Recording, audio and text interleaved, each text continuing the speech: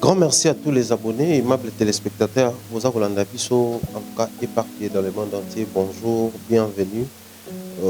Aujourd'hui chez nous, nous avons un très grand plaisir de vous parler d'un sujet qui nous porte à cœur, un sujet très important. Aujourd'hui, nous allons parler des rêves qui reviennent souvent en répétition, des rêves qui n'épartent pas. L'importance des rêves, à quoi ça implique la vie d'une personne, d'un être humain, les secrets ou les mystères des rêves. Vraiment, je pense que ça va faire un très grand plaisir aujourd'hui d'aborder ce sujet. Les habitués, les abonnés de longue date connaissent l'invité du jour. Lui, c'est le frère Noé. Il est l'encadreur spirituel dans la communauté Lazare. Parce que déjà moi mingi kalabin tozongeli vraiment koyambaye et avec qui est abordé à sujet en toute tranquillité. Aujourd'hui sur ce plateau, nous allons vraiment parler de cette préoccupation et apporter de l'éclairage et de l'éclaircissement pour enlever comme ça l'équivoque avec la complicité de Claudie Messa à la réalisation.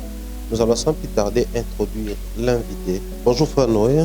Bonjour Papa Mombai Hacheri. Bonne santé, bonne makamnière. Ouais, ça va, Dieu fait grâce, Tozali. Azo batela, azo pesa makasi. Na pespe bonjour na bande ko tu bale misana kolanda yo. Ibota bana Nzambe mobimba. Et puis na communauté Lazare ou puis na ebike ba kolanda biso na makambo toko solo la lelo. Voilà, par la même occasion, on a Pessimbote na bande ko nyonso on a quatre communautés Lazare. J'espère que l'émission est causée d'abord pour la biso et puis pour la bande ko nyonso ba ko sepela kotala et surtout ba obatala déjà ba sepela no Noé. Je pense que ça fait un bout de temps aux yeux pété, mais le roi pète aux yeux pour ceux qui vont nous suivre pour la toute première fois. J'aimerais te savoir, la communauté Lazare, ils allaient nini. La communauté Lazare, c'est vague, ils allaient nini précisément. Communauté Lazare, na koloba na mokuse.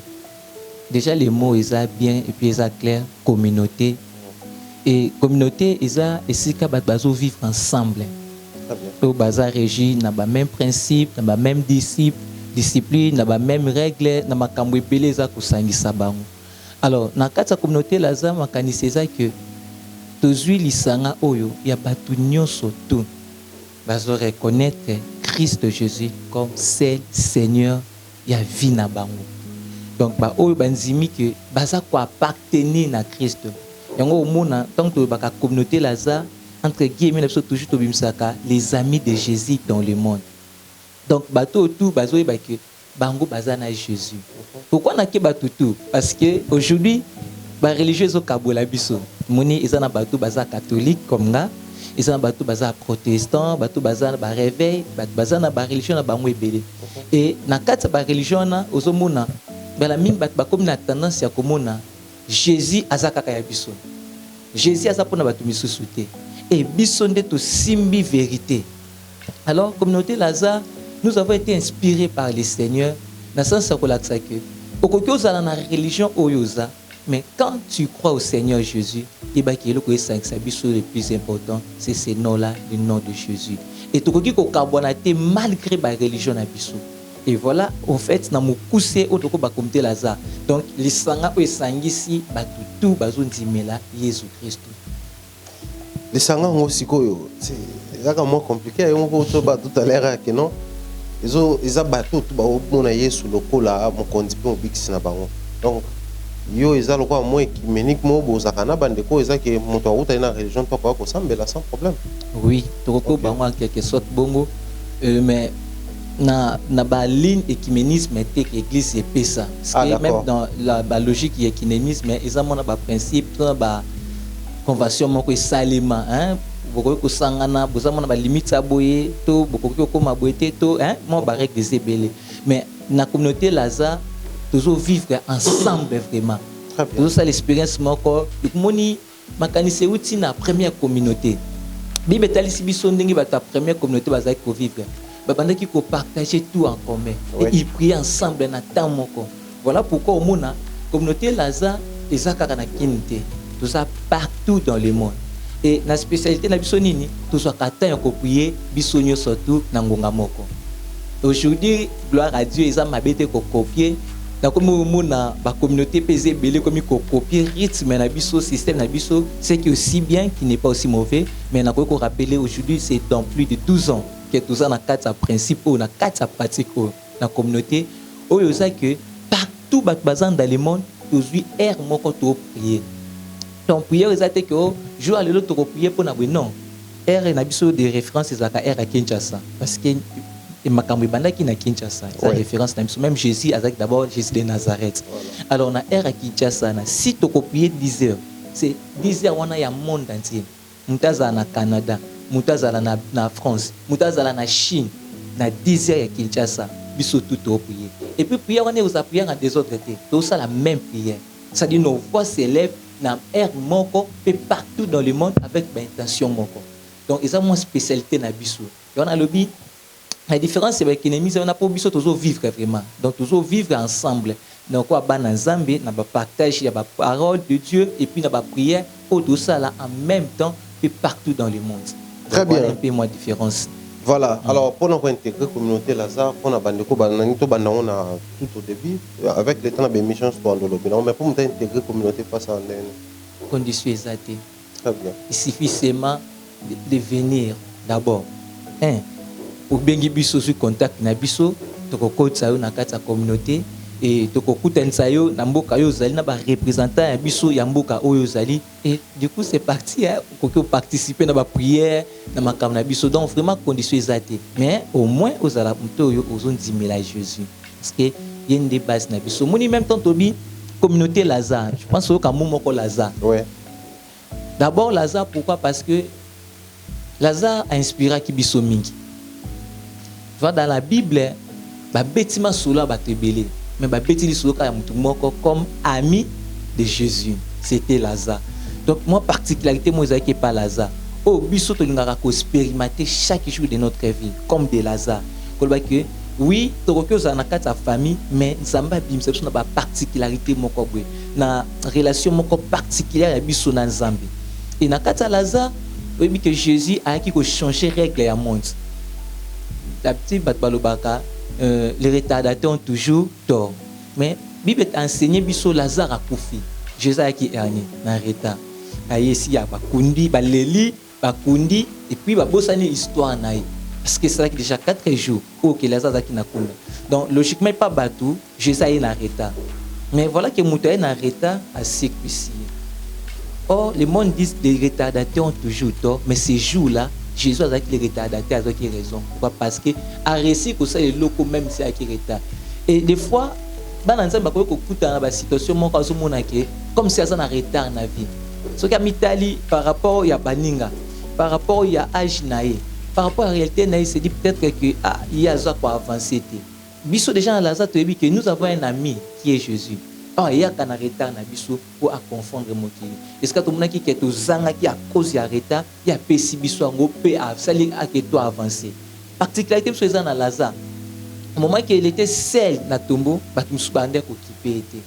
Jésus son ami est venu à son secours.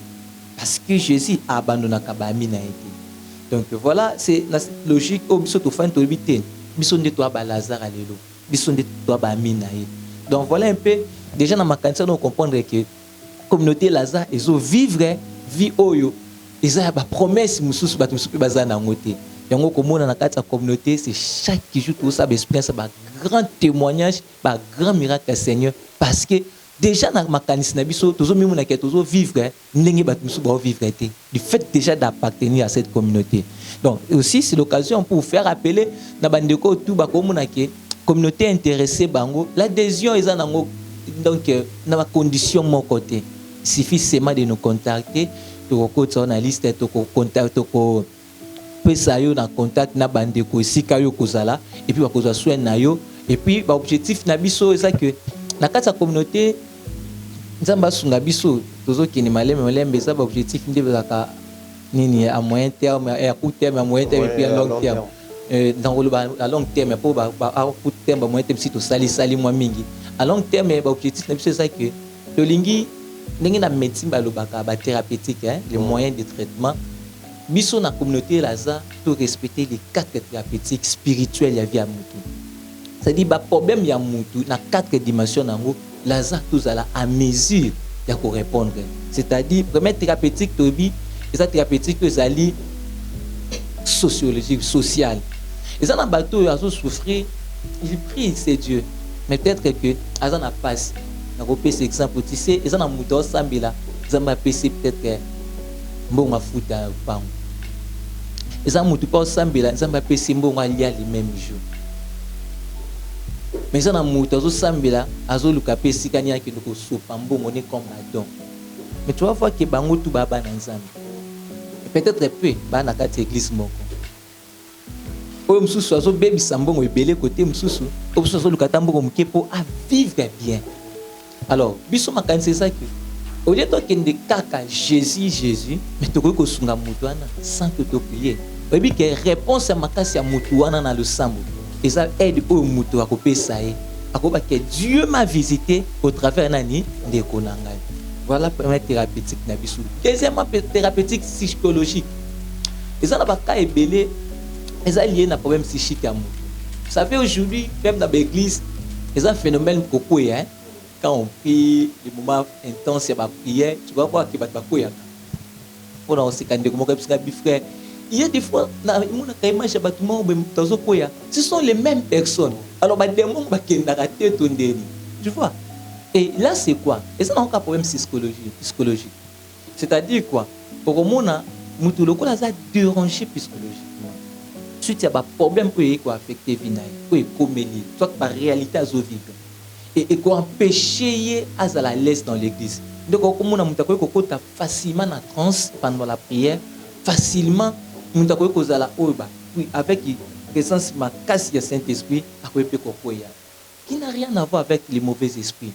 Mais or, ce qui va passer en encadrement psychologique et qui va l'amener lié pour mingi zakadina ba blessure intérieure et qui va guérir muté manaé. Tu vas voir que ma cambona pesa nini ici. Donc voilà. On les a objectifs sur long terme pour ça la santé psychiatrique qui peut bakaya ba psychologie bakaya psychique bakaya nyo surtout ils ont déranger mais avec les experts parce que avec l'humilité tout ça une expérience wanate mais ça na bateau ba tangi ba kotipe na bozindo makambwana donc obso tout ça pour ça que na niveau communauté surtout sali ba centre wana et ces gens là ba ça peut ba membre na biso et ko sunga ba tebele tu dois voir que lisanga ba nzambe peut évoluer sans problème. Et ce peut tout tel cas spirituel on a tout ça dans déjà la problème parce que nous on prie et ça m'a fait ça peut manquer si na ba le sam na biso ça la mesure ya ba réponse makambo ebele ya vie ba na nzambe donc to ngaki ko ça la vraiment objectif na biso ça ko kende na nzela wana aussi même thérapeutique médicale parce que ça na ba kam susu et c'est nga munganga hein même bible en ecclésiaste bibi sambela mais pour taper na munganga biso siko na objectif surtout ni communauté za la paix à mesure que ça peut na hôpital na o isa que to prier pour na mais t'orienter muté pas minganga. Vous savez aujourd'hui limbisa nazo zo maman le bon mulai non les communautés parce que et belé bazo e baté que makambo sama ki na temps ya Moïse que ba utiliser ki ba minganga pour ba diminuer nombre ba que ba boma ba et aujourd'hui ça continue na ba forme mususu.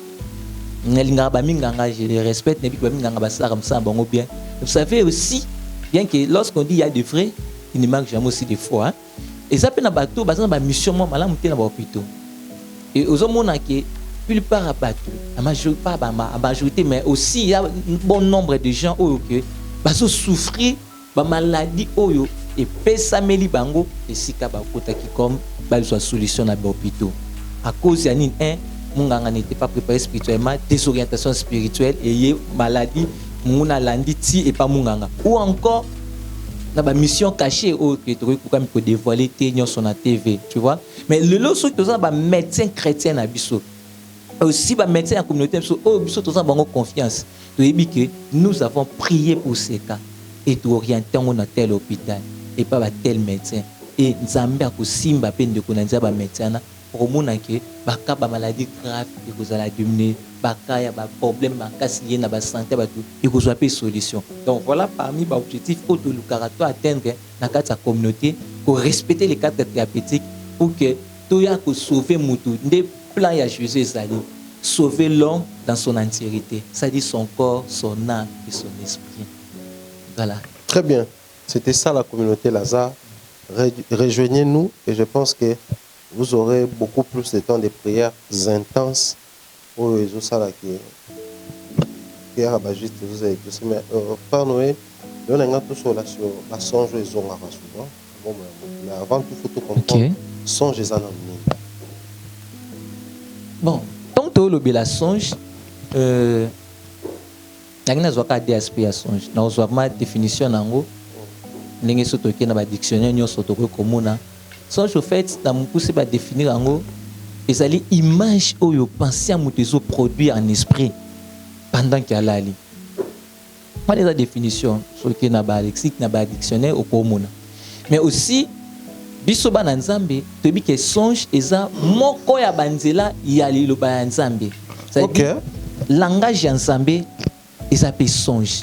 On a toujours na Job chapitre 33 verset 14 eza référence oyo batutu bayebi na ko souhaiter na personne na tangango pour que to mekampe ko simbango parce que je ne sais que quand to bien mamba songe mingi makambo ekozonga. Bible lo Bible na Job 33 verset 14. Dieu parle cependant tantôt d'une manière, tantôt d'une autre. Et l'on n'y prend point garde. Il parle par des songes, par des visions nocturnes, quand les hommes sont livrés à un profond sommeil et quand ils sont endormis sur leur couche. Alors il leur donne des avertissements et met les sceaux à ses instructions, afin de détourner l'homme du mal et de le préserver de l'orgueil, afin de garantir son âme de la force et sa vie des coups de glaive. Donc voilà un peu. Par cette verset, la Bible est clairement que mon coeur a langage en Zambie est un songe. Donc s'il faut parler ni les songes, donc il faut que n'engé ba comment il va définir en gros ils va image mutazo produit n'a pas pensé ne pendant la li mais aussi ils a langage en Zambie. L'aspect langage en Zambie d'ailleurs Job au tangi devancé biso parce que n'engana toute l'importance à songe par exemple dans la vie à mon. Mais nous expliquer que Nzamba le bat tantôt par songe les apprendre pousser à prendre garde de tout ce qui va avec. Mais je pense que songe peut faire à la porter un message. Mais ce qu'on est nous doit quoi différencier ndoto ya ou ba définir bisoana ya que non et ça image on tazo produire pendant que aza kola là na ndoto ou ils ont porté message. Très bonne question. Donc la moi prophétie moko quoi. OK, très très bonne question. Déjà par cette question na kolingato qui est d'abord na o tokoko iba comme source et sunga biso tous à l'éclairer. Songe, c'est vrai ils ont moko langage en Zambie. Mais songe wana pe ils ont ba source belé. OK. Songe ça uta bisiki belé. Songe ça uta d'abord il pas Nzambe nde totangi na verset oyo Nzambe alobeli mutu. Et déjà par là, ils ont déjà nzela makasi pe Nzambe alobelaka. Et même dans le temps actuel, Nzambe azobe batu ming na nzela ndoto. Et des grandes décisions ming dans la Bible. Pour mona ki Nzambe alexaki na nzela ndoto. Confirmation à venir de Christ, Israël, tout ça, ils ont na nzela ndoto. Donc, ce que c'est le toko bakiza nani Nzambe. Alors lorsque Nzambe azoloba na nzela ndoto, et comme un message. Même message n'est que ça vrai, que ça peut réaliser, que ça peut concret au vivre et en opé. Mais le cas là, il y a ceux qui vont faire ça, va faire ngati. Na comment on appelle ça bon? Ceux qui n'ont pas besoin de nandoto, monguna pe ayaka pe nandoto. Le diable aussi donne des songes. Donc, le diable a pas que pesa mutu ndoto. Et aussi, mutu ye moko pe akoko mi créer ndoto. Mutu ye moko pe akoko mi saila ndoto. Donc, ndoto songe ils ont trois sources en Nzambe, mutu et puis diable. Alors, ils ont porté un message. Et ça, ils n'ont pas Nzambe. On a des mutu facile là, attention. Malheureusement, c'est ce que même la Bible est malheureusement tout a caté. C'est-à-dire tous ceux qui pété ou c'est pas Nzambe. Or, il y a un message à vie. Donc voilà, c'est un peu ça. Partout le bas, la version pour répéter en gros, cependant Dieu parle dans la songe paix. Mais l'homme n'y prend pas garde. So, d'autres par exemple, au comprendre en gros qu'ils allaient porteur et un message. Il faut ça la local la nenge ça le qui na Bible en tant Moïse domoni Pharaon à l'autre ndoto et inquiété à la réalité à l'autre ngo les sont inquiétés à la réalité parce que ah on a l'auto bela ba songe ont en répétition. yango eza prophétie, eza na prophétie na kati. Tondoto avant to ko tapena bandoto ezongaka. Tondoto mopo ko loto nkambala moko. Attitude dans fait zandeni bandoto muso ya rapport l'autre comprendre té. En fait face à ndoto moko faut ça la ndengeni. OK. Réalité ndoto déjà comprendre déjà nanzela source. Vous comprendre que tous soit déjà trois nzile sur même son ndoto. Et c'est ce qui fait que ndoto nyonso faut tout comprendre en côté. Yango zo mona lelo bat bakoma ko définir plutôt ko interpréter ndoto par défaut. Ko loti mbwa enyo ba bolando. Tu loti soda c'est que ba imba ça boudiso. Boni. Donc ici ba tap déjà ba définir ba interprétation par défaut ya so. Ko loti fait c'est que matanga. Matanga. Qui vous a dit ça? Ce qui y a l'autre qui fait et qui fait dans l'interprétation, le Seigneur dit que fait ça matanga. Des faits on a pas na ko l'autre matanga. Non. Donc d'abord pour comment ça fasse dans ndoto, il faut chercher l'interprétation. Comment? OK, très bonne question. Pour interpréter ndoto, il faut d'abord comprendre source ya ndoto na yo. Premier élément ya ko interpréter. Ndé na utso lo batanto ke trois sources ça. Première source na biza ensemble. Ndenge ni ndo yeba ke ndoto uti panzambe. Parce que ndoto uti panzambe ndi ba interpréter. Ndoto uti panzambe et vous allez accompagner d'abord la fruit de l'esprit. Parce que lorsque Dieu parle, la parole n'a pas, ils allez accompagner la fruit de l'esprit. Ils ont dit, une parenthèse, nous avons dit que pour la prophétie, c'est pas ça. Nous avons dit que pour y bangonde, qui m'a eu que yasi mama lobana. Jamais nous avons dit que ce message est trop bien mouton. À tel loi, à tel message est grave. Au moins que baby si ozo kufa mais kat na yo kimia makoiza. Cela montre que Ezo te panani et pas ensemble. Yango na Bible ba Ézéchiel ba roi Ézéchiel ba soit qui ba prophétie à liwa avec précision des détails. Il pas grand prophète Isaïe. Mais ça qui est problème parce que c'est Dieu qui a parlé. Donc même ndoto source Ezo te pas ensemble. Il y a liboso comme on a que Eza accompagné na ba fruit ya Esprit Saint. Ndoto ni yoko la loloti olamuki oanzo toka. Papa Mbaya, olali oloti. Ozo sutuko kwa muta oti na guerre. Nzambe nya ko ebiso bomo. Même si Dieu va te montrer ba grand combat wana. Oh sutuka bongo te. Tu vois? Donc première des choses c'est identifier d'abord la source ya ndoto na yo. Alors, la source pona sunga bandeko na mukuse pona ko discerner. Il y a trois sources. Ndoto ute panzambe. Okoyeba yango Dieu confirme. OK. Nzambe tanga soloba a confirmer. Yango monta on peut cet exemple ya ba pharaon, ya ba tout dans la Bible. Nzamba zo la pharaon 7 vaches et ya munene 7 vaches ya muke. Azo ke kana ba chiffre mo 7 pour azo confirmer le loko azoloba. Nzambe so apesio ndoto. Yango mamso na bosana kindoto ana. So ke vite pas nzambe. So sambe nzambe rappeler pourquoi il faut confirmer message nae. Oui, bah que yé mutalobelio. Nzambe so apesio ndoto ya mibale à convaincre yo. Celui qui est capable de sonner le rein et le cœur est capable de diriger nos cœurs aussi. Akofani sa conviction mon katino azo yebsoma que makambo moni e uti pananga. La conviction. Et on a exemple tout so l'autre albi que nous tendons dans mon on a comprendre dans notre mon sens. Déjà tu n'es pas convaincu. Ça montre déjà que tu n'es pas embêté. La conviction et aussi non seulement la conviction, Dieu va confirmer, il va confirmer et aussi il va te le rappeler. Et on a exemple d'autres mususu l'autre qui muto senet au bosani mais nanzila au moni eloko moko ya ndoto ana soit elamba soit présence en moto soit appel soit contact moko na muto ko rappeler au muto ango c'est le Seigneur est en train de te rappeler kanisa eloko na lobaki na butu ozomona alors ndoto bongo ndo okinde ko interpréter mais ndoto c'est pas diable par exemple et ça ba ndoto mutalali azu cauchemar moko à cause de ndoto bongo ou encore mutalali à l'autre yango na tonga la muki souci de peu bandaki ndeko souci anine souci ndoto mususu akolala à l'autre yango à côté ba angoissement na kata vinaï pour nanine parce qu'il y a l'autre qui tu vois toute cette caractéristique qui sont là que ndoto o yuti panzambete parce qu'on a lu l'interprétation ndeni à la moindre chose c'est de les condamner on a mon qui m'a bé, on oublie ce qui réveille condamné, banda ko condamné. Non, c'est-à-dire l'ennemi est venu semer la peur, semer la doute, semer la confusion, parce que dans d'autres diable, ayaka ko semer trois biloko ana, ayako ko tsa ko banga, ayako ma confusion. Tu sais, ils en a bateau sur ce que d'autres na l'autre qui on a banda qui na mai.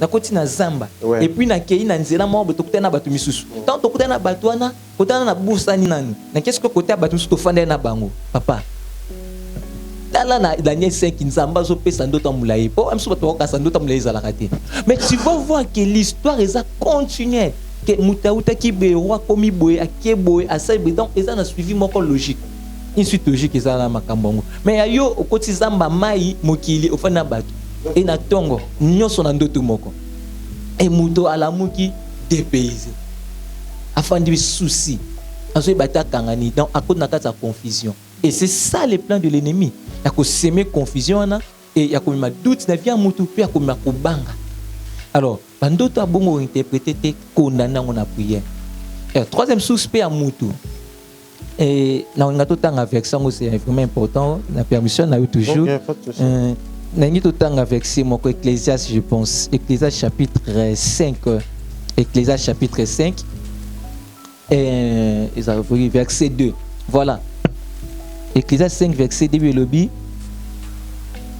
je suis là car si les songes naissent de la multitude des occupations et la voix de l'insensé se fait attendre dans la multitude de sa parole voilà ici troisième source mon koizawana que ndoto ekoki kobima na ba multitude nini préoccupation autobi les pensées de l'homme ozana kati ya makanisia biloko akolia parce que avant là oyoka kinzala to ba pimela ke biloko to zanga kiloko olia c'est pas possible là lipoloti makambo olia muntu amesani kota ba film pornographique normal ala la loti ba bref moko ba bazo coucher to yazo coucher ça non mari de nuit et femme de nuit. Oh, c'est vrai ça, même bateau zaro là l'autre au lia rosa au bademon oui au lia so kinde non so bademon ba au lia so te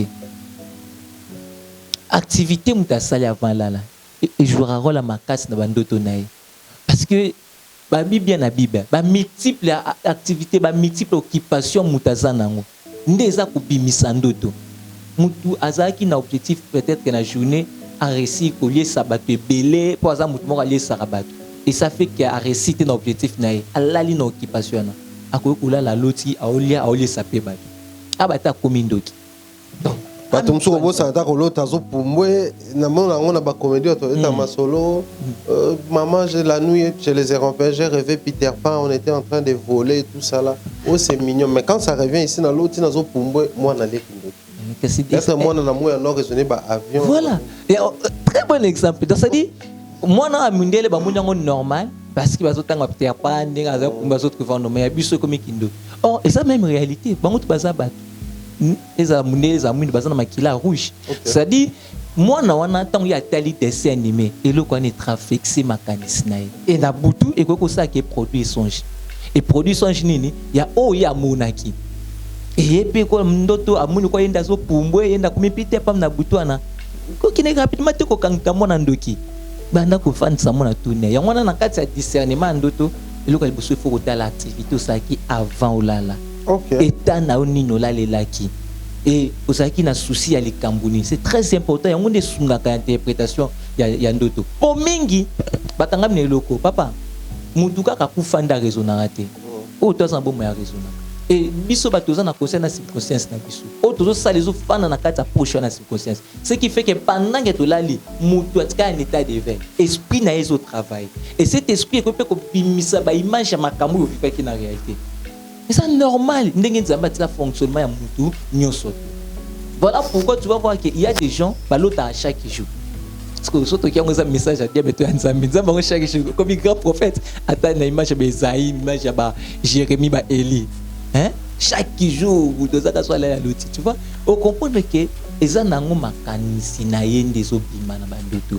Donc, pourquoi boyate ndoto moko ko ya na réalité pe usala ki le Seigneur te parle oui, ezakara, même bala ming ce sont ba préoccupation mutaza na ngona kata mutu des ako se reproduire et dans les trois sources là, moi je pense que source faut m'ta interpréter ça ensemble. Il faut que ngoyi ba voir un Seigneur. pourquoi est-ce que le Seigneur a zolu belanga, pourquoi a talisanga, pour aller dans des bandoto à répétition. Donc le Seigneur n'a pas rêve à répétition. Le message est clair et que le Seigneur est en train d'insister. Tu vois? D'autres choses ont insistance à Seigneur. Insistance. Okay. Le message d'insistance. Donc dans d'autres répétitions, le Seigneur est en train d'insister. Et quand le Seigneur insiste, des fois, et ça peut aligner assez le communé. Tu vas voir même dans la Bible, est-ce que je vous dis en vérité. So lundi si manango isa message moko ba mission na ya mystère na ye. Ça n'est pas koluba na ye. Alors ba n'est pas normal. Ça la boye kenebe. Mais so comme quand Jésus insister, attirer attention. Il y a bazaki, il y a foule, tout y a ba disciple. C'est un bimsa mystère. Donc voilà, dans le message d'insistance, il y a même nakoba et ça un message à ne pas négliger. OK. Et ça un message vraiment à considérer parce que par là le Seigneur azoye biso loko elinge salim. Mais ce que tu côté ce qu'on voit, il y a interprétation dans nous. Et comme ici c'est moins compliqué, bien que ça soit compliqué. C'est-à-dire quoi? Dans ma message il y a une répétition. Le Seigneur est en train d'insister, oui, mais quand vous discernez, vous interpréter, il faut faire la paix état à mutu. Mutu zoye bisandoto, to yo moko sonnet par exemple, toujours un aspect mi balé. Discernement d'un d'autres ngande na loti. OK. Ezozonga sur nga moko. Ezozonga sur nga moko. Pona ko luka moto il faut na solo la nae. Nga pe il faut na tala moto to yo soko loti ndoto senga avant il s'en de fota l'état nanga. OK. Aspect bimisi, les aspects na bakité mais c'est très important aussi. OK. C'est très important dans le sens que ko interpréter ndoto ezadon. Mon histoire dans la Bible, babi zamba pesi bato embelé. Après il y a vision, il y a parole en langue, il y a prophétie, il y a parole de connaissance, il y a parole de sagesse, mais aussi après il y a interprétation. Ouais. Interprétation il y a langue, oui c'est vrai, mais déjà par le mot interprétation, et ça n'a pas tout personne qui sagesse soit comme ton, il y a quoi interpréter. On peut prendre l'image de Daniel. Ouais. On peut prendre aussi de Joseph. Qui m'a cassé voilà pourquoi quand il y a Daniel, tout va échouer qui. Mais Daniel il a ça qui interprète. Déjà pour dire, c'est pas tout le monde pas dans ma kokiwana. Et on se montre ça dans batu baku ne bi ba définir ça de bandoto. Donc dans kaka yo bengié. Allo na loti ba biso bitumba ezaboye. Et on va tout super ba comment interpréter les bango moko. Oh, pour bien interpréter, il faut monter dans la inspiré et révélé par l'Esprit Saint. Parce que c'est l'Esprit de Dieu ou ayebi o nzamba ebisimu. Alors donc il faut déjà que tu la moutoni nous okene. Pour ceux qui aussi interprétation ma be ya vinayo. Et ça quand d'autres même vie. Ceux qui déjà suis kaka mutu oyo a interprété mal talent charisme nayo. Soit mutu orienté au ma be, il ba dire que chèque no angwana, et chèque no déjà bandi wana. Et c'est de même dans les choses spirituelles. Et chèque ma vie a mutu bana lorsque continue na interprétation ma be andoto nayo. Azoye bate vrai sens to et loko nzamba linga kiponaye. Donc et ça déjà démarche madame il faut tala nani ozokeni. Alors na mutos ko pas na don ya ko interpréter ba yebi ndenge zalaka. Interprétation la traduction te. Ko interpréter notre zate ko de balbi a na anglais comme ozo traduire non. Ozoloba par cette image c'est que le Seigneur a voulu.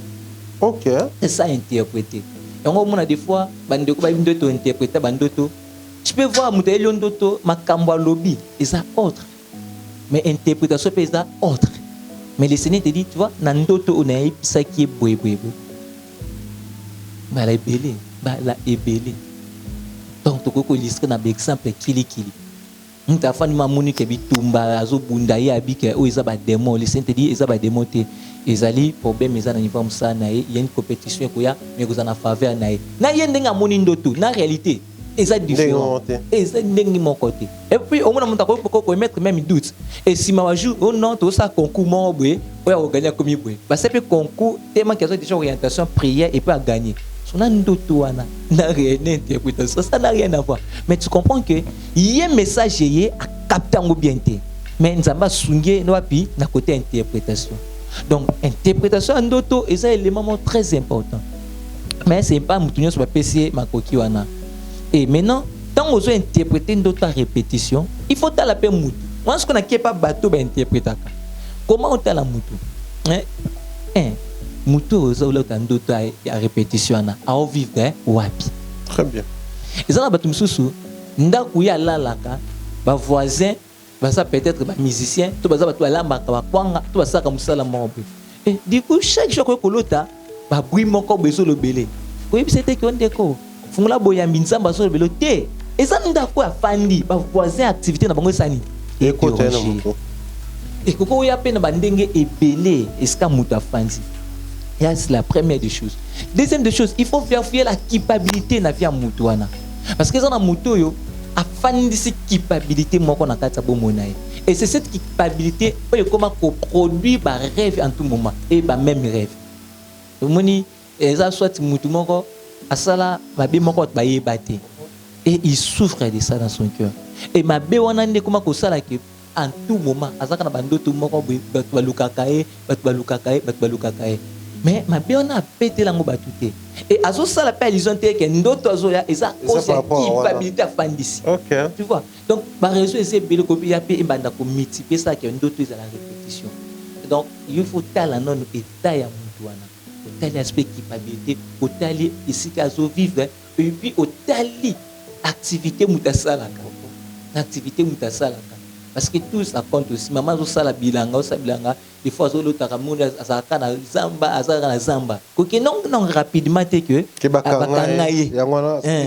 Voilà. Donc ils ont bloc il faut qu'on vérifie pour ne pas taper à côté de l'interprétation.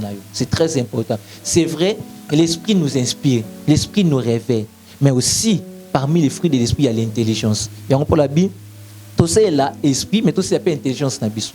Et ça va bloquer pour vérifier ma casse pour comprendre le voix Seigneur na message ou mutazoloba. Alors ceux qui ont dit que mutunda quoi ça na quatre éléments na té et première des choses na ndoto répétition tenir au compte ya makambutu bazomona. Tenir au compte. Frère Noé. Oui. Ma question traverser l'esprit rapidement. Nous avons assisté à un moment où un prophète ou un bébé. J'aimerais te chuter dans la première partie parce que Mandoto, tant que le banamo na mambo belezo les carans na mutu sur ba prophétie sur bandoto, implication dans le terrain. Maintenant tout na boye. Regard ya mutu, to comportement ya mutu face ya ndoto feza la ngene.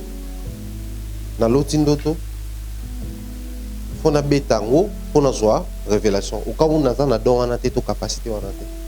Mais fona lo bango ngene. Fona luka en fait na leka na parna ni pokoloba parce que neti ndoto mususu oto loba ndoto ka fezonga te sezonga se nzamba zo insister ko déjà le message ka mbali bosolo taki na loti ndoto le temps nazo luka mutu akobetela na beteli yango muninga moko to connaissance moko connaissance wana peut-être pe azanzela malamu spirituellement comprendre implication ndoto wana à désorienter nga l'exemple dans la Bible Tomoni, je crois que c'est qui Joseph. Joseph. Alors, bandoto bande connaît tout autour na e abiki bango tout baguma mais même papa na nyoba ah yoko tout ce que ngolo bake bande kono nanga to ko mokuma mela yo. No mona. Ndoto na yo moko mais comme il y a un problème.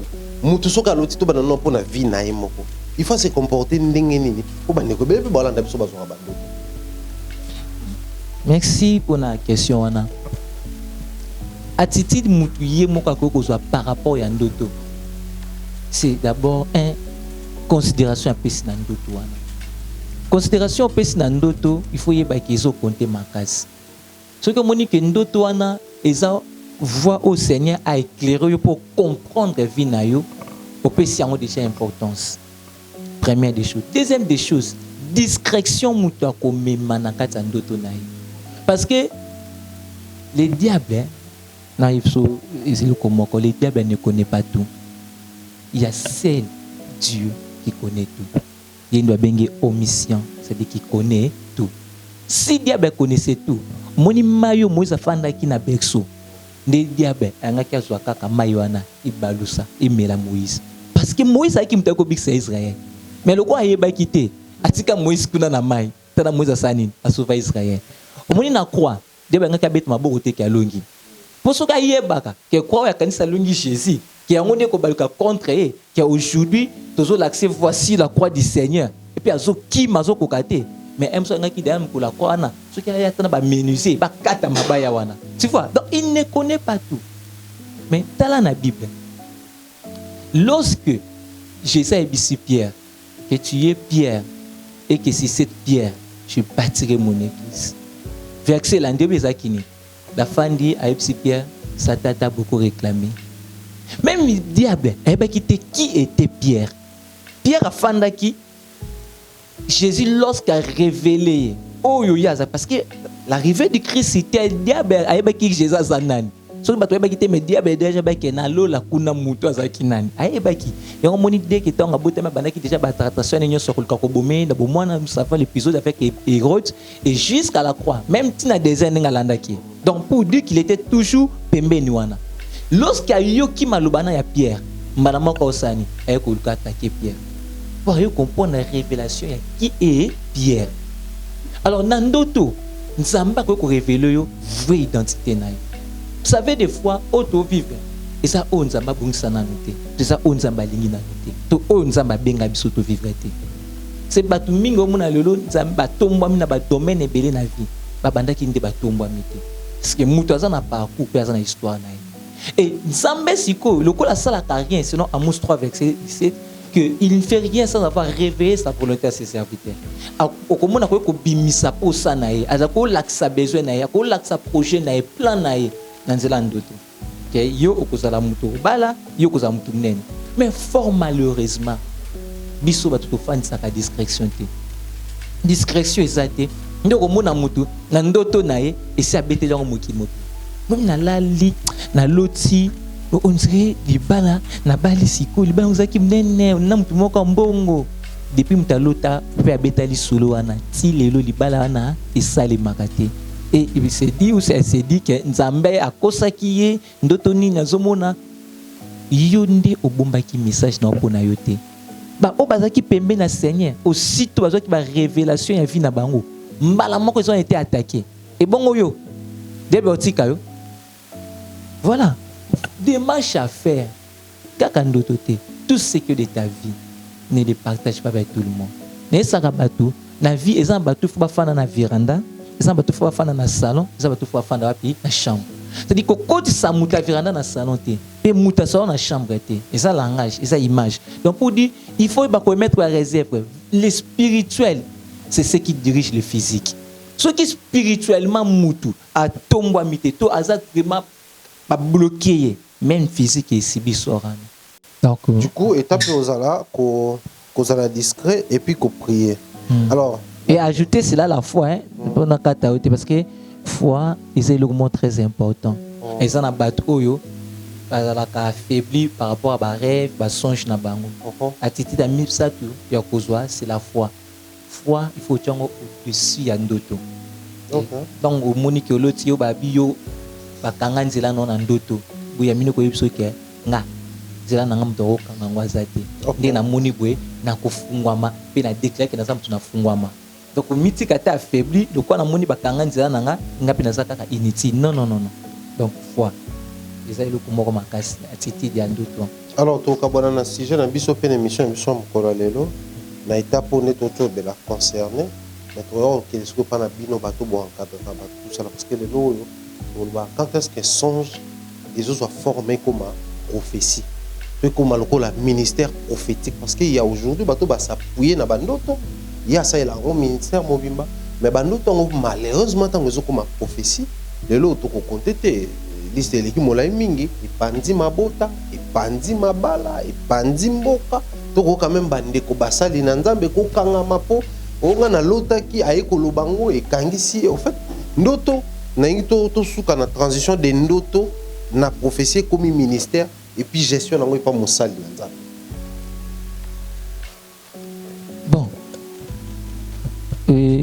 Vous avez mélangé les éléments importants. Dans Zambia Sungangana ndenge na ko panzango moko. Ministère ya ndoto ezala raté. Oh, ministère des songes to ezala raté. OK. Ezate. N'habite bato asela rango bako pesa biso baza ko appuyer na nini. Ça va faute doctrinale, hein? Ce sont des fautes doctrinales, ça n'existe pas. Songe ça parmi ba langage ensemble. Mais aussi ils ont un don, ils ont servi pour t'interpréter. Ils ont don et interprétation.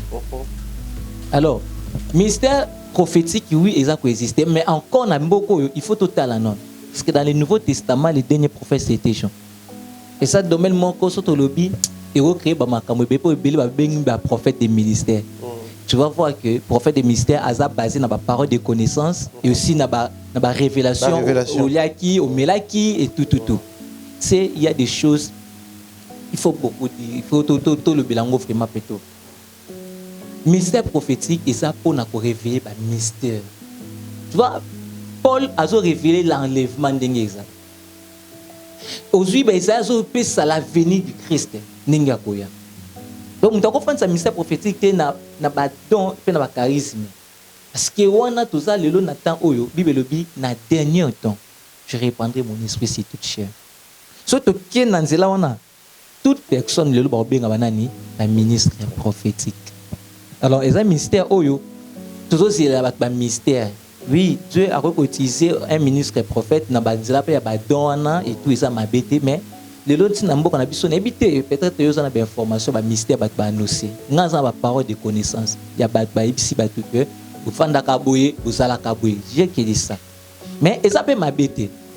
Mais au fond de ça, ministère Mobimba, n'a pas élément wana ils a risque. Parce que ils a pas bloqué yo. Nous avons pas utiliser là ngo mutu nyoso. Et ngo moni lelo, ils a pas tout nyoso tout ba poti na voix na ko ba nani. La prophète. Parce que ça na kata don moko boye nzamba pesier. Observez papa nanga. Biso tout ça ou tout ça faire partie na Bible ba qui au dernier temps, je reprendrai mon esprit sur toute chair. Biso tout ça ba chair wana. OK. Tout faire partie na ngo. Donc le lot au fan na pe Dieu te parle. Et on même le on ça même na comité Lazare. Biso tout fan la prophétie, tout fan la grâce. Pourquoi? Parce que prophétie est à niveau où yoke. Mutu tout nzamba ko utiliser. Pe mutu pizza ma personne ya ba nyonso. Quand je l'ai dit peut-être en soi au kansa, c'est pas parce que na mona raté na yo karaté. Hein? Avec l'humilité, Dieu nous a fait beaucoup de grâce. Il y a qu'à vivre, il y a qu'à loba. Hein? Il y a qu'à mona. Et puis, dans le cas où ils sont vérifiables.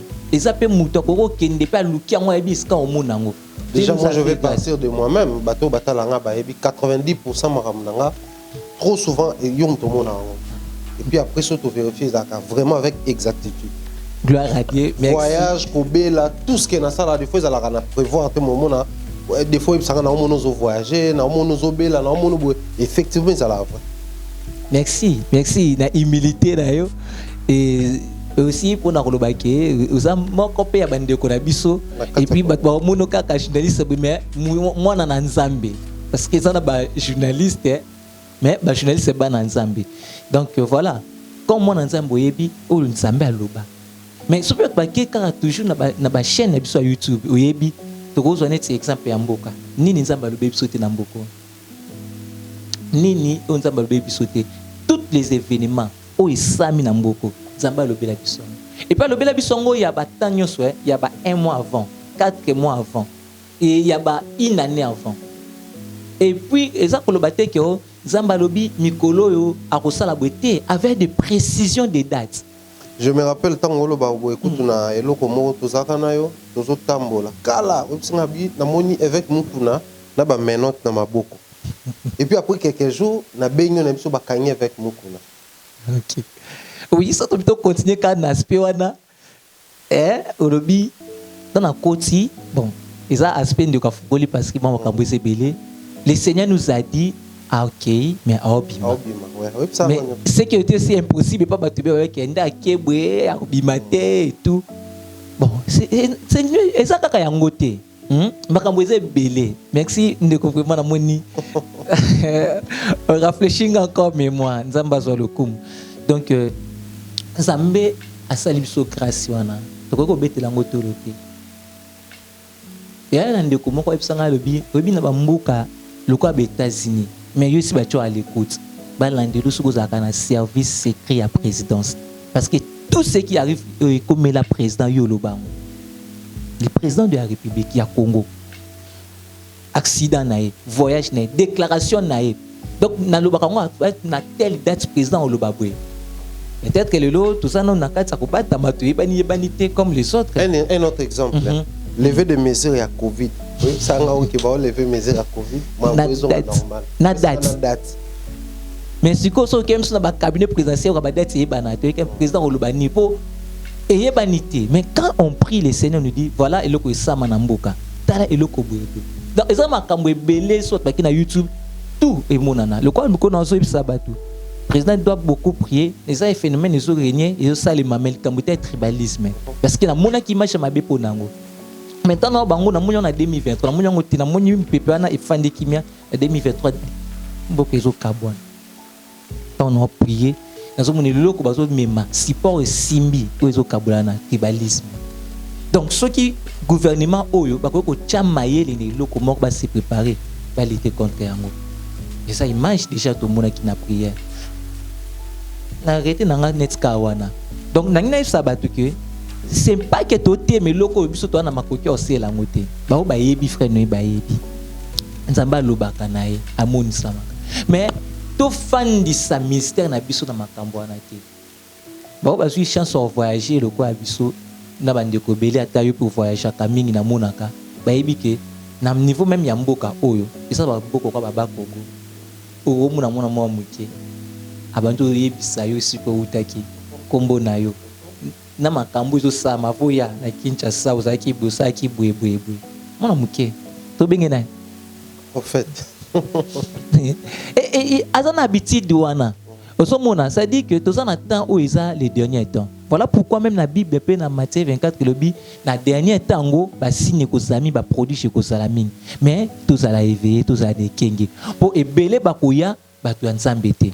Yango moninde ba désordre lobi wana, ba famille zo kabona lelo à cause de la prophétie. Mon frère, prophétie ni ko kabola. Jésus abina ko cha épée wana ezaki na mission na ye.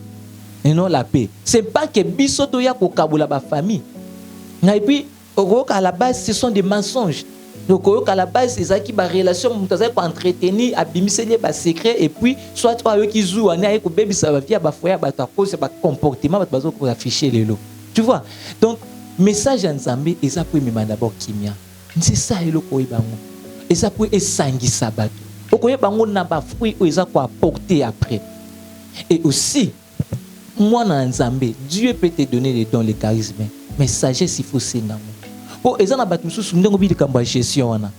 Ceux qui yo moko aussi la sagesse, tu sais dans la prophétie, nzamba monde saka nyoso hein. Bat ba yebi monde wana ba yebi ndezalaka. Okoki obando sambelo kangi misu, Dieu va te dire de tout sauf rien. Mais quand Dieu te parle, il y a de ce que Dieu te dit on a yo moko. Hein? Et ça n'est dans la relation.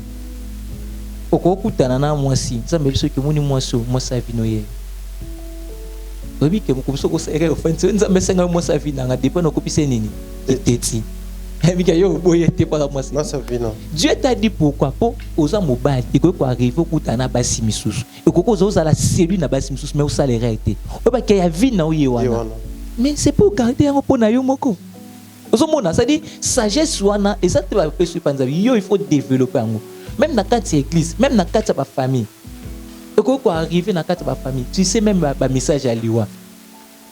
C'est pas que vous faites des cacaboués, vous bimissez ma moko, ça m'a bien au sokufa. On dit qu'on paralyser foi à battre. On baby saboya beto, on Nzambe, on peut mettre que Nzambe est incapable de couper sa vie. La sagesse doit jouer le rôle. Comment qu'on amener? Donc dans les communautés prophéties, il faut que tout succès dans message mais tout accompagner la sagesse moko pour que bandeko ba fandisi encore mystère ba créer sous ba scandale tout le monde à l'éloté. Ce qui me dans la sagesse, à quoi qu'on bimsati na mise sur ba prophétie ou ils terre à terre. Parce que tu sais que Dieu peut te le dire. Ça m'a kola sanga yo avoya obunda ki oswanaki. Parce qu'il faut na ndoga même so yo avoya banda ko swana banda ko bunda. Hein? Même le son ko bengo, le Seigneur m'a montré que oswanaki soit na mutu mais a bien episode ba ki. Tout le kimia, tout le kimia na likambo wana. Et ça vie privée na yo. Je peux pas na exposition na miso batutu. Oye ba ke na musala nzambe. Avoya bobundaki. Eza na batu musu ba respectaka o ba pesa ko voilà babani. Na muna ke kimia nzoka zaka muta ba brutal muta bunda. C'est ça manque à sagesse. Ndenge ya ko procéder dans makambo. Donc s'il faut parler de la prophétie, moi je dis d'abord la sagesse doit primer dans makambo tout oyo. C'est bien un mystère prophétique. On Nzamba pesio ndenge ozo définir ango mais même ma sagesse pour éviter ba scandale auto comme ko vivre lelo sans pourtant na kota na ba polémique makam. parce que manque à sagesse ils ont mis sa parole non conviction ba parole mo na conviction té oh parole ya prophète il faut sa parole outil d'abord na kundima depuis le bin on a 2 Corinthiens 13 croit que nous avons crié et nous avons parlé parce que nous avons crié et nous avons parlé ça dit mutandimi nanu et pas senini à lobby yo mo ndimité yango moko ba kendo sa bo botati mais mutana boti parce que yo moko za na ndima te maloba na yo peut pas donner par exemple à tu belé doit voir que mutabisi maloba o yé moko za na ndima na ngote pourquoi assez là qui sagesse donc sagesse c'est le beaucoup très important. Dieu peut te donner des dons mais sagesse faut développer pour encadrer ba don na yo bien. Voilà. Merci beaucoup, c'était le frère Noé, les responsables de la communauté, l'encadreur de la communauté Lazare, ils ont une communauté Zabisika Nyonso de Kolandi Biso, na Africa Mba Télévision, Kolandi Biso, na Lazare TV, Yebaki Biso wana. Numéro de tes frère Noé, Kubenga etango Nyonso, na Kubenga na tango ku comprendre que nous avons ça dans Zambie, tango Kubenga am soza pe na kuyana ba biso, na bande comme mususu. Un peu de patience, un peu de modération, et ça malam. La communauté Lazare est là, nous sommes ici à Kinshasa, nous sommes pour émettre. Mais tout à l'heure, à l'Obaki, bande kobaza bisika nyonso, yo soko bengi kakaye, bakoye bakoma ko orienter na mboko zali, bisika ni fokuta na bande koye bakoma est-ce que pour développer la fraternité et aux amalam micro notre communauté. Merci beaucoup pour la disponibilité. Merci et aussi dans ce peu sous comme yo et ça mi kolebele ben la moni nzamba zo batela kaka. Et nous avons encouragé na musano kitoko musano eza ya koloba te parce que ba œuvre ndé zoloba na place na yo donc na osenga kaka continuer boye vous savez ligne yo zui lobi okoma pe modèle à bato ebele ko perdre ngote et nanzela na pe na profiter ko encourager ba jeune ebele parce que de lo jeunesse eza na ba problème ebele baza étouffé et puis ba moko baza komi négligé parce que ba komi ko mona ba rival na bango comme si ba grand na bango et ba comme ko se comparer na ba grand or ba grand na baza na parcours et ba leka ki na nzela o biso tozali nde ba komesika toza donc le quoi biso pe toza na nzela na le bito sanini to ko makuna alors du coup tango comme côté la vie na par rapport na ye ko perdre ila malamu yoza na o mono ko yoza na retard moko to mona yoza moindre donc na nzela ya conseil ya papa chéri na pe son pe na ba jeune tout et si na insister na ba jeune bon mi négliger te pe bon mi sous-estimer te parce que tout ça ba encadrer tout sur la peine ba jeune permettre ngana bi kezata asuka na lobelo kwana parce que to vivre dans monde oyo ba grand ba vieux ba za étouffé ba jeune et na secteur nyos na domaine nyos eza na domaine no ba journaliste na domaine ya bato théâtre na domaine bato bali na domaine ba musicien na domaine tout so mona ke même na domaine ba sala nzambe tu vas voir que yo bozo sala kama nzambe bon kende nan kotanga eza mabete kotanga mais muto bana za na 60 ans surtout ni azwa ki licence na âge ni 40 à 50 ans a commis docteur ou li encourager mutu ke sala nzambe kende pe ko makambo classe omoni aye ko décourager na maloba mais so lande lié moko oya komi wana et komi na âge ni mais âge jeune wana za na c'est même dans domaine ba journaliste mona ke ba journaliste elelo bino bosa tina te biso tonza ngai mais soko ki mto ba bongo tunye yo na journaliste social combien ko na 40 ans d'expérience 30 ans d'expérience mais na 30 ans na so zongi na âge ni ba 2 ans d'expérience azaki kwa ba jeune pe ba bunda na bunda lelo au lieu à soutenir encourager bango ke biso pe to bandaki boye na ba pas d'erreur na ba faute na ba nini bo kanga mabo tenir bon beaucoup ma pe ba meilleur le quoi biso mais il y a bandi ko décourager bango bana lelo bébé l'autre côté et tu vas voir que je ne sois assez découragé à cause de bamaloba bongo donc na ma ko interpeller jeunesse que ba o ba grand bazar lelo bazaki ngote ton bazaki ba jeune ils ont la sur le plan finance ils ont la sur le plan capacité compétence tout et il y a qu'avec le temps donc na pesi courage na ba jeune tout pour tant na biboye na zona derrière de coaching modèle ya bato ebele hein nenge prophétie bimaki pona c'était bien ici hein albi na kati ya mwana ça c'était la prophétie au nzaba zolobela Sarah et na kati na ye plutôt moi si ya Jacob c'était qui moi si ya Isaac nous on a un tableau prophétique mon colimbisa c'est toujours comme ça Rebecca enfin ici des grandes nations kati na ye et nanzela na ye des grandes nations bimaki c'est ce que je suis en train de voir hein dans le zoyo quand même ta seconde ka to solo libo et kati na yo au fan de sibilo ko ko et ba que plusieurs barobima na kozwa comme modèle et plusieurs barobima na kolanda ligne na yo. Alors comitique influencé té et pas bateau première et l'autre et aussi ne te sous-estime pas. Donc il y que tu es grand et tu le seras. Elle qui sur la TV peut-être au cas moi, mais l'esprit m'a convaincu de le dire. Avant le bon, tout le monde a fait silence dans autres tout n'a pas convaincre. Donc pour vous dire que n'encourager dans non jeunesse signaux surtout de bosser dit de négliger et to ba commis kotisa makasi to le capable quoi apprendre belé pour que tout ba sa compétence ba capacité parce que lobby ils en maboko na biso. Merci l'équipe Mobimba na moni bande ko tout boyer nzamba pambola bino akuba ko sa bino bolam. Merci. Merci. Par ces conseils, ces mots, cet encouragement, nous mettons, avec ces encouragements, nous mettons fin à cette émission. Grand merci à Glody Messa qui assure la réalisation. À tous nos abonnés, toute la team, nous vous aimons beaucoup. Portez-vous bien, on se retrouve très prochainement. En tout cas, soyez-en sur Touro. Nous avons rappelé à Mireille Flore. Il y a une bume également. Surtout, plus ma maman, parce que si je te le bel à l'autre fois, on va se faire un problème dans ma botte. Rassurez-vous, les sujets avec la spiritualité, mais aussi avec la famille, notre état, on a fait Noé, de par son expérience, pour aider les gens. Pour que vous ayez un bon